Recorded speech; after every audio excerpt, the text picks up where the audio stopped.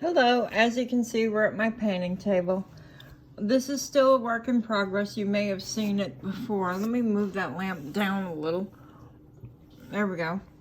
Now, this is the one that I told you about that I couldn't get the glaze off. The glaze was baked in.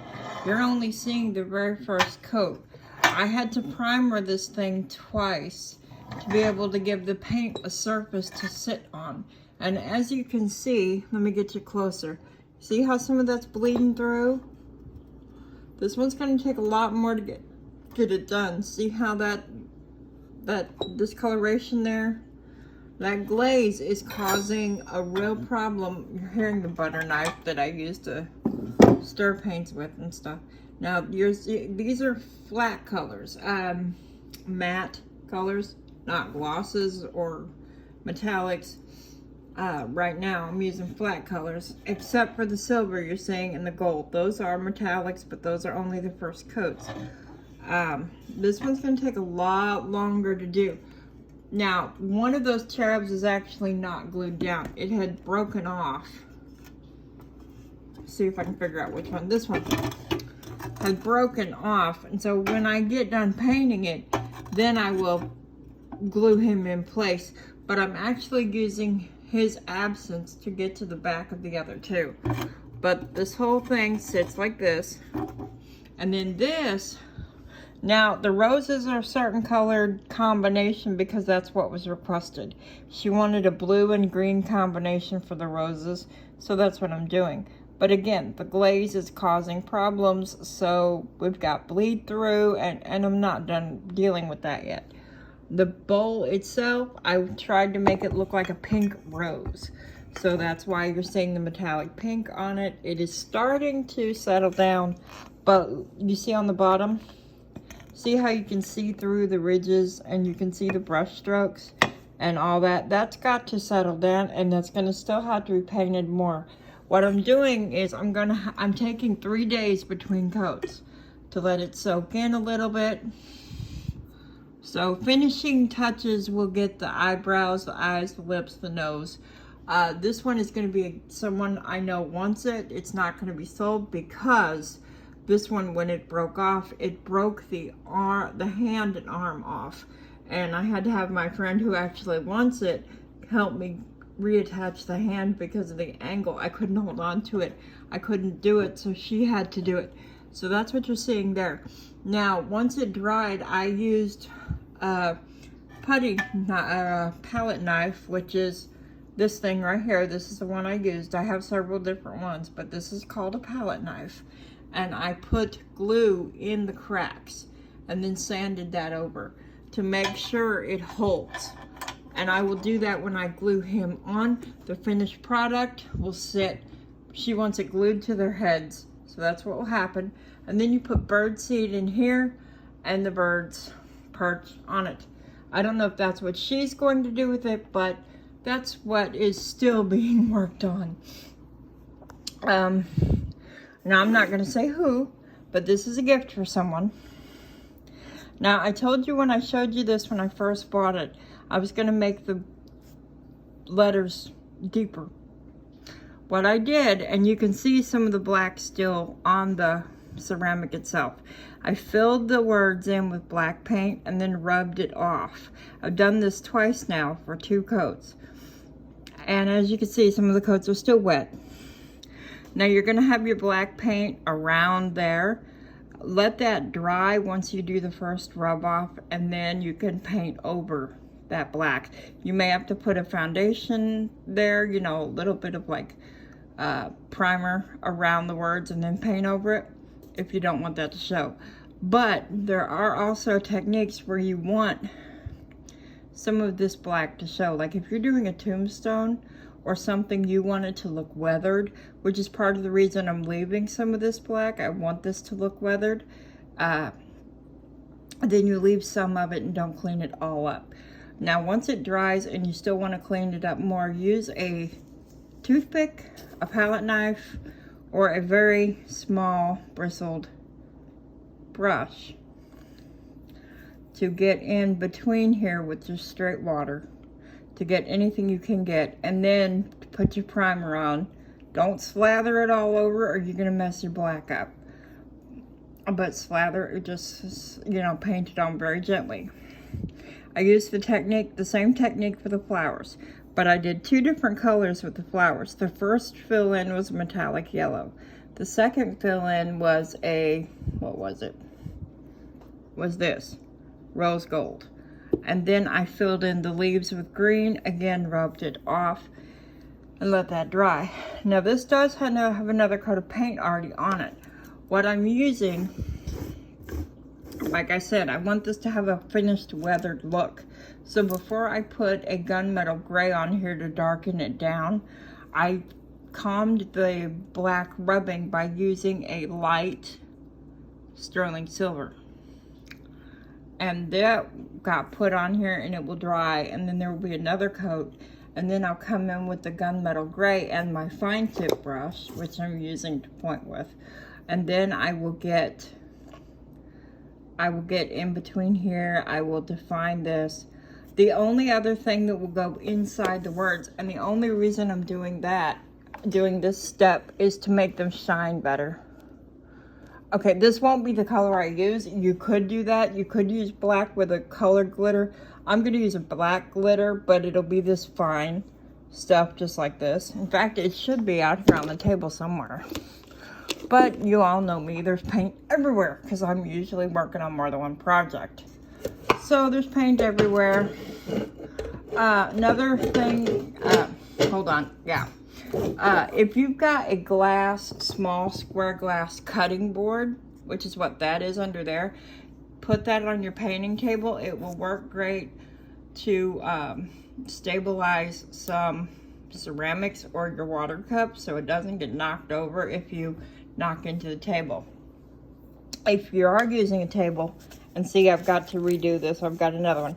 I went to the Dollar Tree, got a cheap shower curtain liner. I put it on this table and then cut it in half, so I had 2 pieces. You can also use tablecloths and just do it, but this way, when the paint gets on this gets ripped like it is here, or stained up, and I used painter's tape to secure it. Use painter's tape to secure it if you don't want the finish to come off your table. Masking tape, scotch tape, all that's going to take your finish off. And then you just pull this off. Your table's nice and clean underneath. Yay, black table. Still black, not rainbowed like my other table you saw. And it will be perfectly fine, you know.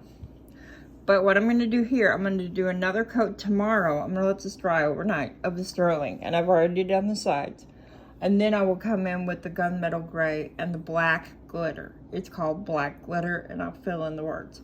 Then after all that dries another day, I will flip it and paint the back. The reason why I do that is I don't want this to get messed up when I'm working on the back of it. Yes, that's going to take more time for the paint to dry and all this. I mean, this is not something, oh no, I need a gift in 5 minutes. I'm going to paint something. I hate to burst your bubble. It doesn't work like that. Here's some other glitters. That's sterling silver glitter. I get, now this size bottle. Hey, I found the black glitter. Looky there. This is a 2 fluid ounces, I believe. Yes, 2 fluid ounces or 59 milliliters. I pay $1.97 for one. And I pay $5.97 for 8 fluid ounces. I know it's a little expensive, but if you're gonna get paints that are worth, where's my lid? Does anybody see? There it is. Found it.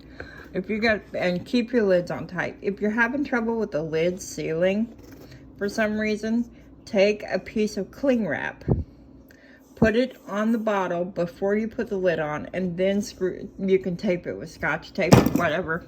This is another reason you always put the lid on. And then you put the lid on top, and that will seal it because the plastic wrap will take up the room if the cap that you have, that you can't find the original cap and the one you've got is too big. Try that technique. This is going to be redone. You've seen the Mary and the Jesus that I did. Well, this is going to be their companion piece. But I was trying to get like a wood look. I don't like this look. I'm going to primer this because I can't get this off. And then I'm going to start again because I don't like the way this looks. I mean, the roses and everything, you finish that in final painting. You do all your little bitty stuff in your final painting. Get your big stuff done first. But sometimes, even if it's more than one coat, the paint, see how it's not even? Certain paints will react better than others. And with this particular ceramic, the metallics are not going to be able to be a primary use because the paints are not working well. So what I will use, and if you can't find a medium flesh color, for example, for the flesh, buy Sun-Kissed Peach. That's a good one. Light Mocha. That's another good one. You can even use the darker mochas for the darker skin tones. These are 50 cents each, again for 2 fluoride ounces, but these are not metallics or glitters. They even have paints now that glow in the dark. I can't wait to get a hold of some of those and paint them with them. But, you know, you don't have to spend a ton on your paints. Even if you have a good eyesight, I want to suggest this trick. Handheld magnifier. If you have vision problems, I'm sorry if I'm making you seasick, but see how that little circle is going to be able to help you see some of these fine details? If you can see the fine details, you can do a lot better job of painting it instead of guessing what the artist was trying to create. And that will leave you having more detail in your work, especially like on faces, flowers. You really want some of the small details to pop, use a magnifier. Even if you have 20/20 vision, use a magnifier. Your tools, toothpicks are a wonderful tool. You've seen me, I've been working on these little guys for a while. Here's what we got so far. Now, the lips, I didn't have the right color pink I wanted, but I had a nail polish that worked. So that's what I did.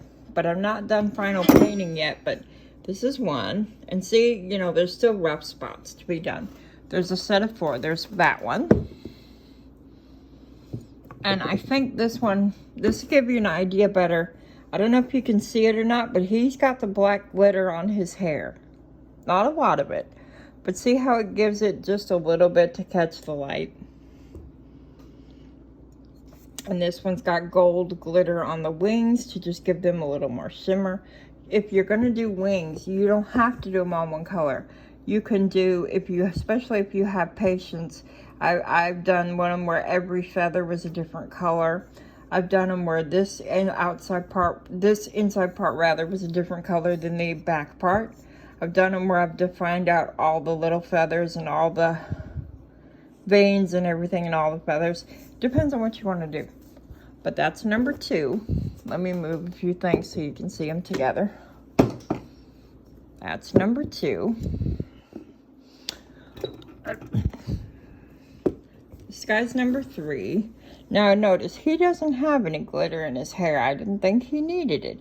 He does not have he doesn't have definition painting yet because I still need to do the dove. I was waiting for his wings to dry, which does have some purple glitter on it, but not much. So he's number 3, and I don't do them so they all look alike. My reasoning behind that is we don't all look alike. So therefore, I don't think God's angels all look alike either. That's how I look at it. And then there's him. And the eyes, I used a toothpick to do the eyes. But they're not done yet. I still have to put the whites in, the eyebrows, the eyelashes, all that. You can see again, he has some glitter to his hair. To his blue wings have some glitter. They're not, like I said, they're not done. But that's that set of 4. My friend has a little train village he puts out for Christmas every year. I'm going to add some painting to this because pink is not his favorite color. So that's going to become antique copper on the roof to give it some kind of shine. And you know, the roses and stuff. I'm just going to highlight this because it's well painted to begin with. I am going to get rid of the pink roof, but that's, you know, I know he would request that because I do know well the recipient. I've known him for 11 years, so I know him very well, so I know what he's going to like. The recipient for this one, I don't know this person really well, so I'm guessing at what they might look like. Now, this is only midway done. I will show you again when it's fully done before I pack it up. But, you know, this is works in progress. If you need to store paint and you don't have money to buy expensive containers, this is a good example. I like to make bread and stuff like that. This is a yeast container. It actually says yeast. Not advertising for this brand of yeast. That's just what I had the money for. But I usually peel these. I'm going to soak this in water. I've cleaned the inside already and the lid. Now I'm going to put the closed container. I'm going to put some marbles in the bottom. Loose. Don't glue them down. But some weight. Something to add weight. Then I will sit it in a sink full of hot Dawn water. Not a lot of just liquid, you don't need a lot. But the weight is to keep it from floating so that the water gets all the way around the label, and then I'll let it sit. Sometimes 15 minutes, sometimes half an hour. Depends on how well this works. And then you can peel the label off, and then I use something called Glue Gun to get the glue off the container. And then once I put the paint in it, I put a dot of paint on the lid. That's a bad example.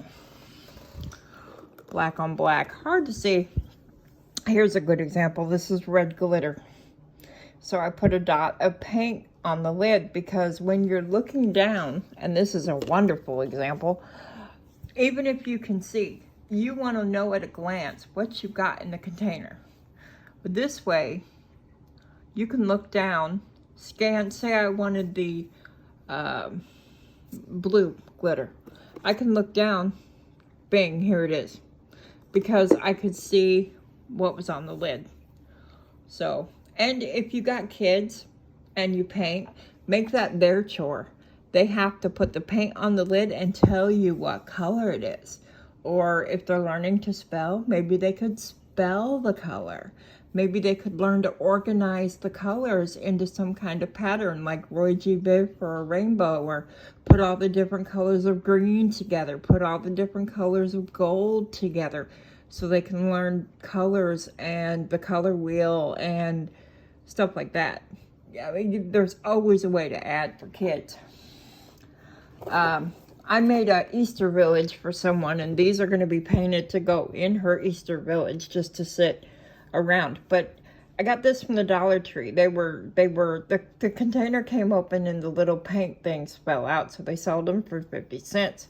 My mom happens to work there, so she grabbed them for me. She's like, can you use these? And it's made for kids. You got this, and you don't have to use the little paints they give you, and if they don't have paints, if you got nail polish, let them play with that. But it doesn't hurt to let your kids play with this kind of stuff and use their imagination and expand their knowledge base. Here is another one I'm working on. You've seen these sets before. I've showed you before as I'm working, because there's 4 of them, so I'm working on them simultaneously. And as you know, I like to let it dry for days, sometimes a week in between coats and stuff. In the basket, I want to do more details and show the weave, so I'm going to do another color on, say, the up and down part of the weave and leave the side to side weave, you know, something like that. But this is how he's turned out. Not happy with the eyes, going to redo that. The face is really rough looking. I love the burnt umber color on the jacket.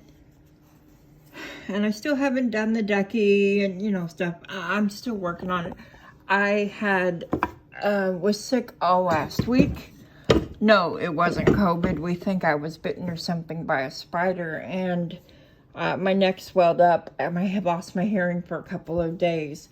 I had a bad migraine. We don't know if it was a spider bite or if it was caused by a migraine. But, you know, I was out of commission for 6 days. So I didn't get a lot done. The bubbles, those are Archer's. He likes his bubbles.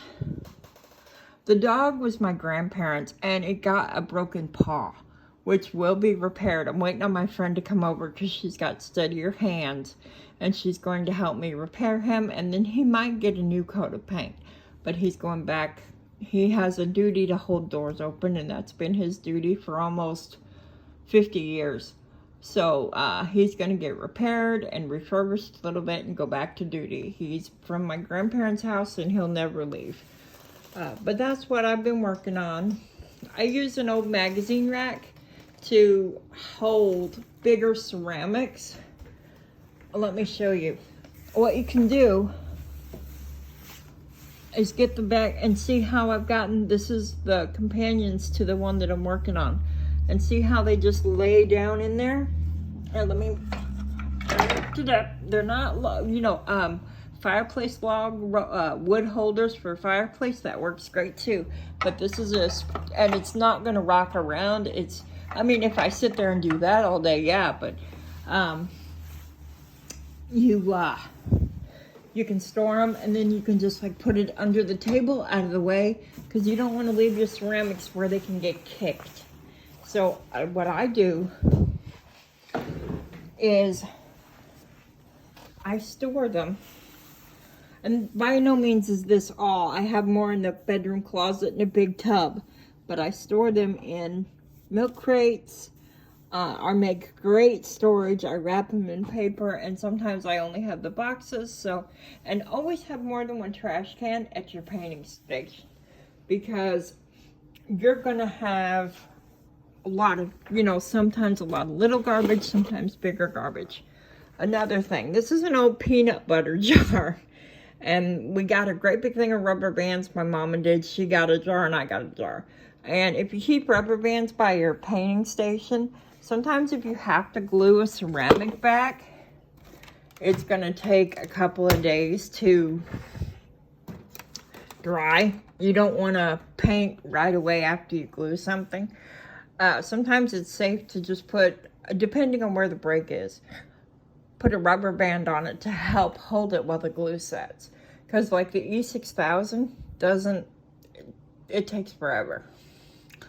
I also keep wet wipes on my painting table. Sometimes they help get the paint off of the ceramic, or off you, or off your kid. It's easier to grab a cloth that's already wet when you got paint everywhere and you need to clean it up fast, and it's something you can just throw away instead of having to wash the rag. Because these painting rags, they get laundered. When you're painting, grab an old shirt. It can be your wife's old shirt, your husband's old shirt, your grandfather's old shirt. This is my friend Scott's old shirt, and he said, I'm going to throw it away. I said, wait, can I have it? When you're grabbing shirts, though, for your painting smock, I have a black one. I think it's on the back of my chair. It's a 4X. I do not wear 4X, but a person I knew wore it, and it's big enough it goes over my clothes and over some of my lap. And you really want a smock that's big enough it's going to cover your lap a little bit, because paint spills. And so you want to work with that, and without getting your clothes dirty. So just cover them up. If you don't have any old shirts, grab a trash bag, pop a hole in it for your head and your hands, or your kid's head and your kid's hands, and go to town.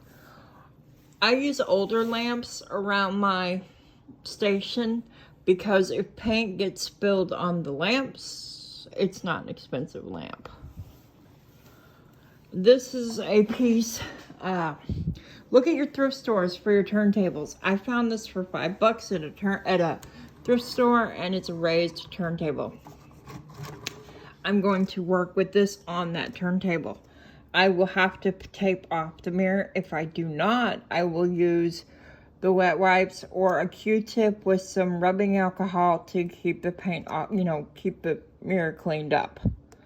And this will be painted when I kind of feel like doing it. Now, when I have my paints, which is what I'm trying to unbury, there's my black smock. See, I told you I had a black one. I keep my glitters and metallics in one container.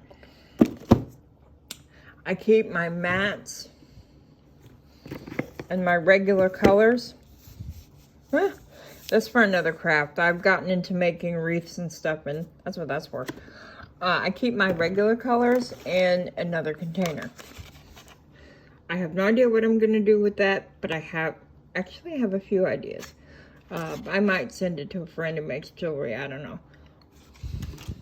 But keep your colors kind of separated. Like I said, that's a great job for little kids. Explain what a matte paint is, explain what, gloss or whatever, and have them separate it for you. And you notice I don't have all the lids marked yet. Kid, that's a great kid thing. If you got an old paint, a fingernail polish bottle like this, but it's empty of old paint or old fingernail polish, put fingernail polish remover in there and shake it up and rinse it out, get it all clean, get the brush cleaned up. This is another great way to store paint and a small amount in case you want to go somewhere and paint it. Just make sure you label the cap that it's not nail polish.